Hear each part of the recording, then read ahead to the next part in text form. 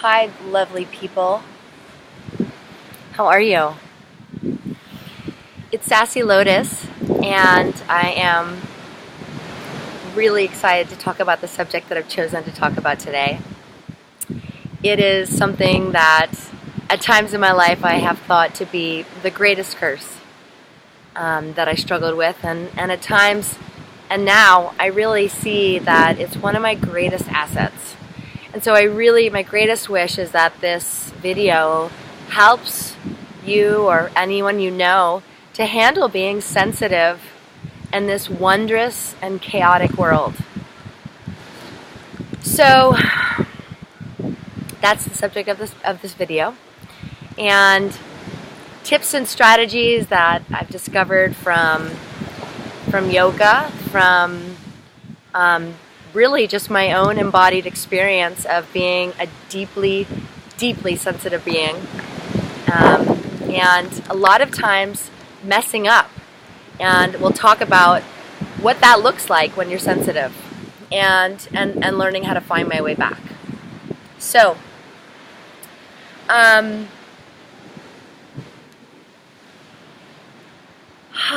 have notes because there's so much on this topic that I've wanted to share, and so that's what I will be looking at from time to time.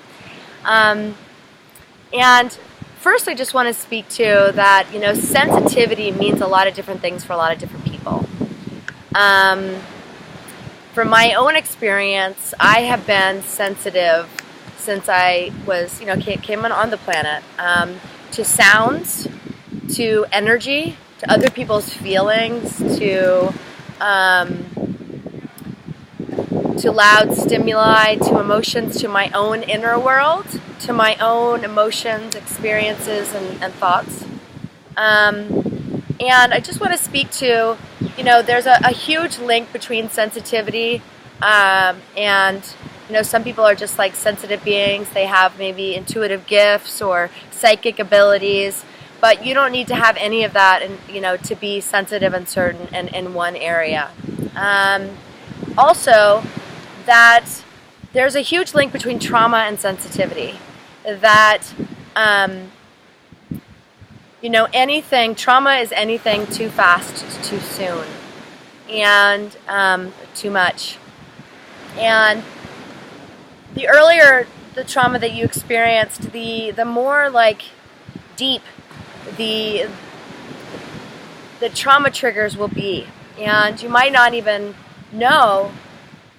It takes a while to get to know thyself, which is one of the main tips that I am going to share with you, is really getting to know yourself.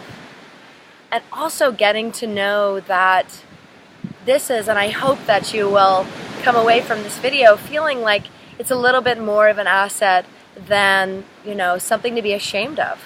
Because our culture really makes us feel ashamed that we feel a lot, that we deeply care. We can be a very sarcastic, very flippant, and hurried culture.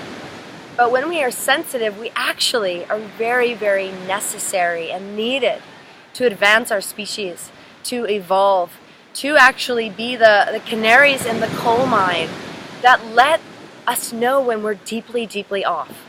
So if you've been experiencing feeling like this world is really crazy and completely off, you're right. You're really deeply right.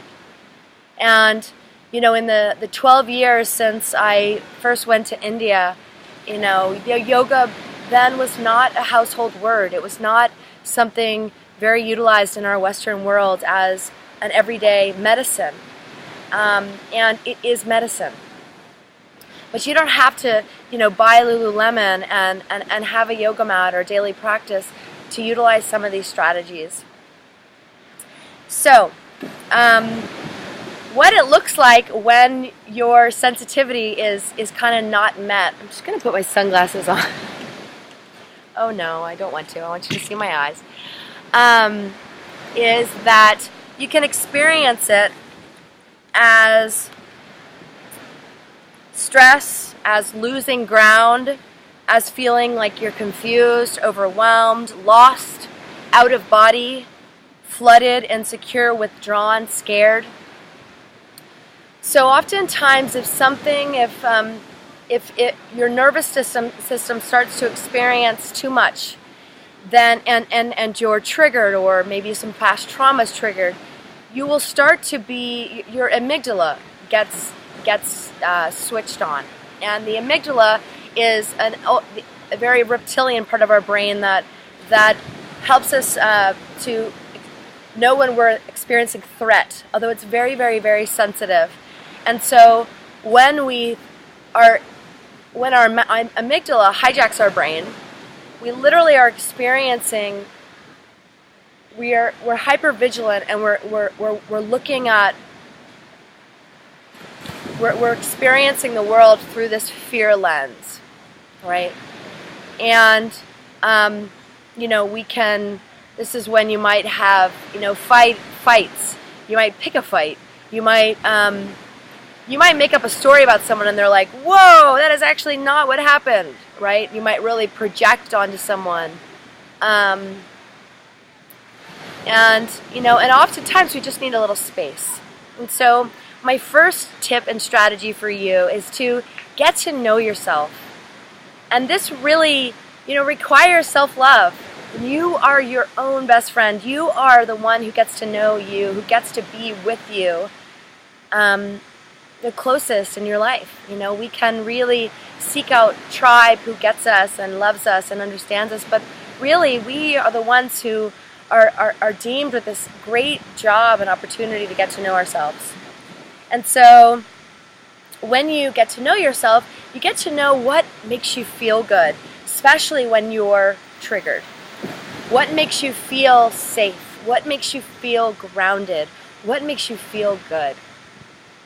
Because the minute that we get to feeling good, we're actually back to, we can help to soothe that amygdala and bring the brain back online and come back into the present time with breath and with presence. And so, okay, we can see, wow, I just created a story that the whole world was out to get me because I was scared, and it actually wasn't true.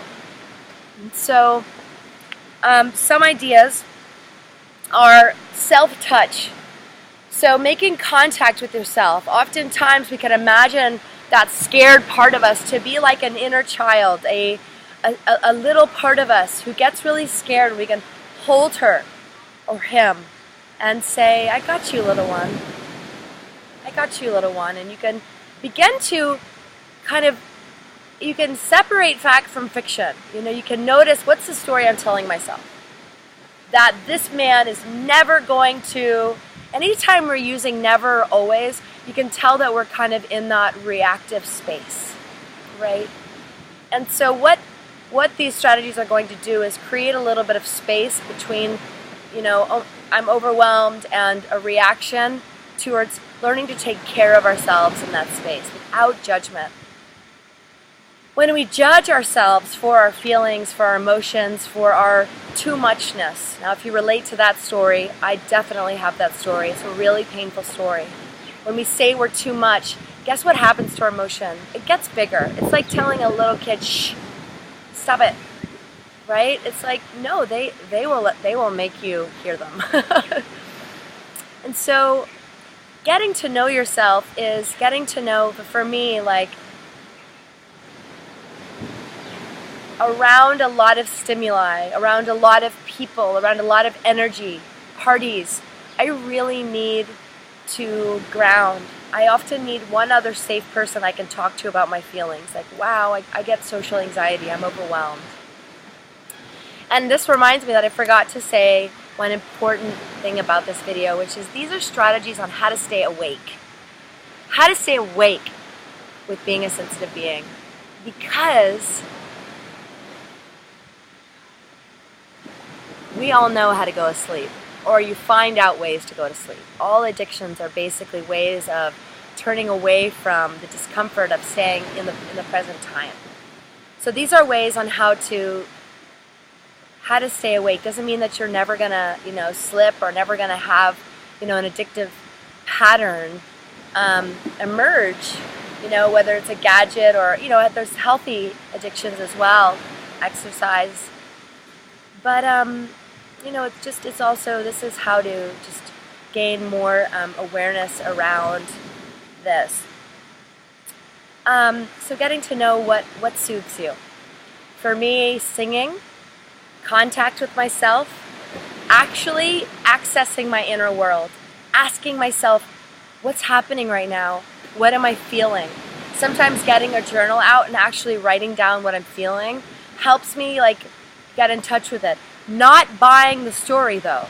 I am not my feelings, I'm not my stories, because if I can actually notice the feelings and the sensations, then I can stop the train before it goes into the storyland, which is that, this person's doing this to me. It's looking for the reason why. Oh, the reason why I'm like this is my mom did this to me as a kid, or I need to get out of here, or you turn on yourself. I'm too much. Okay, God, this always happens to me. I'm such a loser. Blah blah blah. I'll never have a partner or any of that stuff. So, some tips. So, taking a bit of quiet time every day to feel into how you feel and what you need before you enter into chaotic situations. Like I've just been at a wedding here, and before I would enter into the space with a lot of people, I would just take a moment. Now, a morning meditation practice, or any kind of, again, that word meditation, just a quiet time, can actually help you feel into what your energy feels like before anyone else bombards you. Because if you're really sensitive, then you might also be porous to what other people feel or think. So when you're around other people's feelings and thoughts, you might take them on, and you might think that they're yours. You might feel a little more insecure around other people. You might, and you might feel just all these feelings, and they might not even be yours. So taking a little bit of space to ask for what you need and to kind of get on board with yourself before you head into overstimulating situations. So learning to feel the signs in your body of what it feels like when you're overwhelmed. Shortness of breath, like if you're almost like you're feeling fluttery, anxious.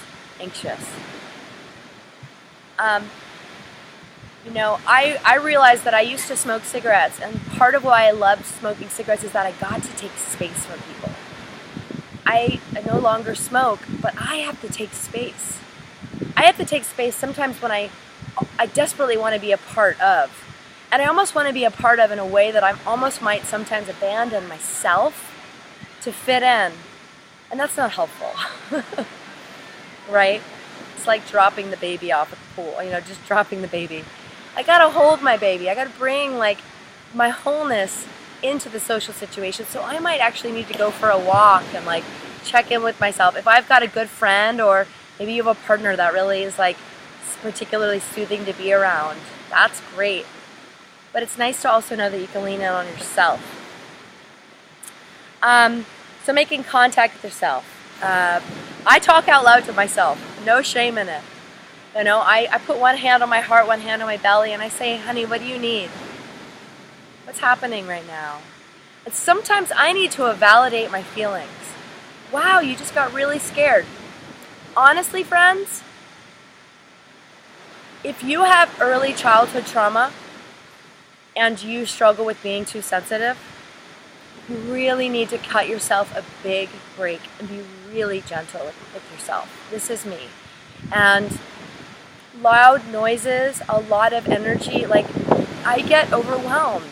And yet, I'm an incredibly strong woman. And so I used to tell myself all kinds of stories that I was too sensitive, and that I would, all kinds of stories. But honestly, if there is a lot of loud, chaotic energy, sometimes I just have to bring one hand, and say, whew, scary. That was scary, And I need to validate myself. The minute I validate myself, I am back. I am ready to be of service. I can help others. I can hang tough in crisis situations, but I've got to take care of myself first. That's like the oxygen mask. Okay. So, Remember when you get stressed out, you get hijacked by your amygdala. You're literally perceiving threat, fight, flight, freeze when it's happening. So remember to slow down. Don't react to your thoughts as truth. Take a few slow, deep breaths. Now here we come to breath. Breath is profound, is our greatest friend, is our beloved, is our life giver, literally. It carries with it life and all the ingredients we need for re-regulating our nervous systems, for slowing down, for finding peace, calm. All that we seek is found through the gateway of the breath. So, honestly, let's just right now, close your eyes, and I want you to slow your breath down and deepen it, bringing it as deep into your body as you can. Filling up as much as you can with this breath. And then exhale, let it out.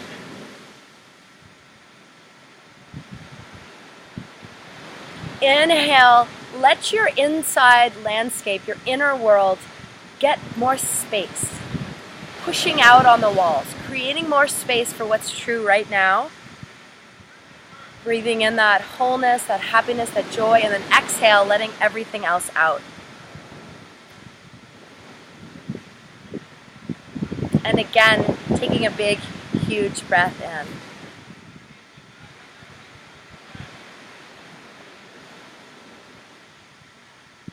And slowly letting it out. Never underestimate the power of intentional breathing. There are many different breathing techniques and strategies that some of which I go through in my series here, and you can learn about any of them online. But honestly, slowing down, deepening your breath, and letting yourself breathe all the way into your full belly is a total game changer and can help be the surfboard that you ride through really any traumatic or chaotic experience or situation. Is just slowing yourself. Walk into a cocktail party. Woo! See the ex that broke your heart. You notice your heart goes like this and you almost have a panic attack, right? Okay, is that just me? No. And you slow down, okay? And you go right here. You get your life raft, you get your oxygen mask on. And you bring your attention to your breath. This immediately stops that amygdala from taking over and brings you back into the present time, which is the breath, is also a gateway towards. So in that realm, know what creates safety for you. A fabric, color, taking off your shoes, little things, tactile things, rubbing your hands together, rubbing your feet on the ground, yoga poses, lavender oil, a special rock or mala. My friend who just got married here, I gave her a mala for her wedding, and she has just been like rubbing her hands on it. A special ritual, singing a song, anything like this. Also, if you're sensitive, friends, the importance of regular things around supporting your nervous system and your brain chemistry are really important. And these, again, are things that I learned through trial and error. So the importance of sleep. Working in a hospital with people who had extreme anxiety and depression, one of the first things we checked for was sleep. Sleep is literally one of the body's ways of cleansing itself and creating resiliency and support for the nervous system. When we don't sleep enough, then we're reliant on caffeine. Literally, the nervous system is just its resiliency, its cushion, its support for flow is compromised. So the importance of sleep. So say you don't sleep one night. Guess what? You're going to take several cups of gentleness the next day. Literally. No shaming yourself for when you overreact. You just say, wow, I didn't actually sleep very well last night, so please just, be a little gentle with me today. There's nothing wrong or embarrassing about that. That is actually totally empowering, courageous, and strong to do that. So the importance of sleep. Emotional expression is another important one to help regulate ourselves when we're feeling anxious. Crying for me, within tears, different types of tears that we cry at different spaces. There are certain hormones and neurochemicals released, stress hormones, that help to alleviate the stress in the body. So learning how to express emotion is really important. Moving it, so you're not just like staying in the fetal position, because that's gonna make you want to stay in the fetal position longer. Sometimes you might want to stay in bed all day, but you might need to just go for a walk, really. Some movement. Movement pretty much always helps me, unless I'm being avoidant and I'm trying to avoid my feelings, which I used to do. And now I understand why I was trying to avoid my feelings. Is they're really painful sometimes. They're also really powerful reminders of my vitality. Because a lot of times people don't feel feelings, and that makes me sad. So any time that you are tired, so in some of the 12-step programs they talk about HALT. Anytime you're hungry, you're angry, you're lonely, or you're tired, these are times to halt or slow down and notice what you do, right? These are times when you might be very susceptible to picking up addictive behaviors. If you're too full or busy, and so if you come back to center, know your strategies for coming back to center in those spaces. And lastly, don't take other people's personalities, moods, reactions, demeanors personally. If you learn how to do that, please let me know how. Although, the more you practice it, the more space is created around. You still get to have your feelings. If somebody, you tell a story to someone and they're like, dude, that hurts my feelings, so don't worry. But I don't have to make myself wrong, right? Be like, oh my God, I overshared, and I could shame myself for an entire day. Or I could tell one person who I trust, like, dude, I just totally shared, and the person was like, totally not with me. And that person might not be your best friend. They might be one of your great teachers, right? Because we never know what someone else is going through. And if you notice that you changed your mood, your internal world, your story you're telling yourself based on another's reaction to you, this is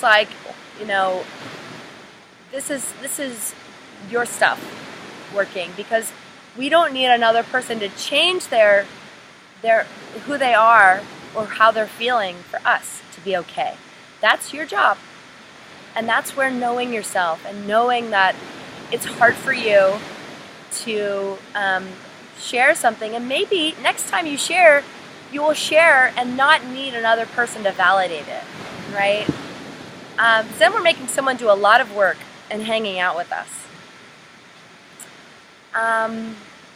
And that's taxing to people. And so if you're anything like me, and my intention, I really do want to leave people feeling better than, I want to, my ripple effect, when I look at who I want to be in this world and the impact I want to make, I want to leave by situations, in a positive way. I want to leave people in a positive way. So even if it's just noticing wow, I just took that personally, taking a walk with myself and validating my own experience, and then kind of coming back later. Oftentimes I noticed that person was like, I was so harsh with you, I'm so sorry. I was in the worst mood and I was tired. And guess what? I get to have compassion for that person because I practice compassion with myself. If I didn't practice compassion with myself, then I might be reactive and yeah, you were lame. So in closing, all my sensitive ones, I hope that this has been helpful for you. I am always open for any dialogue about this. You can reach me at carolina@thereturncounseling.com. So let's just take a few breaths together and close your eyes and just take in the sounds of nature around you, even if it's just the sounds of life in your office, wherever you are. Just closing your eyes and opening up the windows of your senses.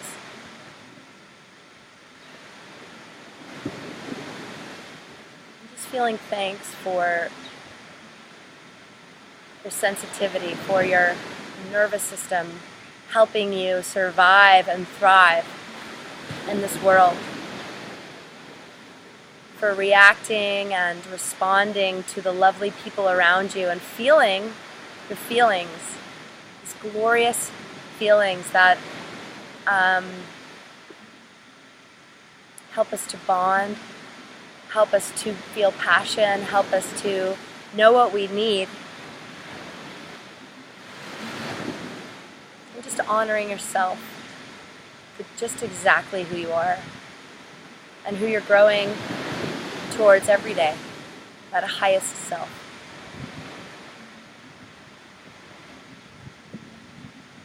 And from my heart to yours, I say namaste, which means the light in me bows to the light in you. Namaste.